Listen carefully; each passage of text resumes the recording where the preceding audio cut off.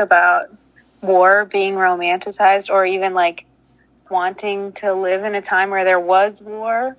So that was kind of interesting. I think there is like a culture of looking up to people who like go and defend our like country, but I don't think it's really romanticized. Yeah, I would agree with that, Mary. It actually wasn't talked about at all because it was a hard time for people that I know who experienced being in wars. Patrick. Yeah, I just wanted to two things. Like, I don't really like agree with like. Well, I know we're talking about like kind of collectivism and stuff like that, but like putting all this and saying this is the components of a culture, whether it be white or anything. You know what I mean? I feel like that's something I personally don't think is the right thing to do, and I like to stay away from. But also another thing I just looked at, and I think I'm reading this correctly, is underneath the table it says it's from 1985. And I also think that could have a big deal about what is being said in this table.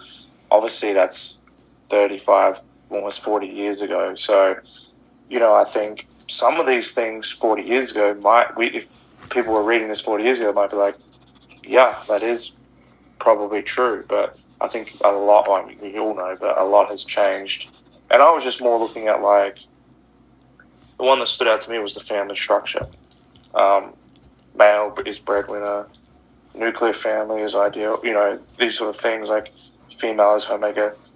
In my experiences, that's definitely not the case, and it's not especially nowadays. So that was one thing that really stood out to me. And then I saw the year, and I was like, okay, that maybe makes a bit more sense. Yeah, thank you, Patrick. I was waiting for somebody to notice that, so thank you. You get the extra points today. Dylan. Yeah, to kind of go off what Patrick said, another one I saw was the delayed gratification, and that might have been true in 1985, but now I definitely say that that's not one thing that people do very well in today's, for most people, today's society. I would agree with that. I have like 15 apps on my phone where I can get food in like 10 or 15 minutes, Mary. I think some of these are just kind of funny to me, like the must master and control nature. As someone who grew up also around farmers, like they know for sure that you cannot master nature, that you kind of have to bend to its will and be okay with that and deal with what you know.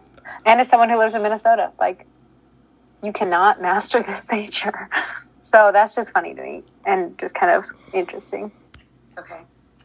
So this little journey that I have taken you on evaluating this table was simply just an exercise in being a critical researcher. Okay, I don't know if you realize that you were researchers, but tonight you're doing critical research. It's being personally evaluative, like you're looking at your own self and creating awareness, but also looking at the literature that's in front of you that has been set forth to make you a competent counselor. Now, I'm not throwing the whole textbook out. There is some really valuable information in here. It's got some great, definitions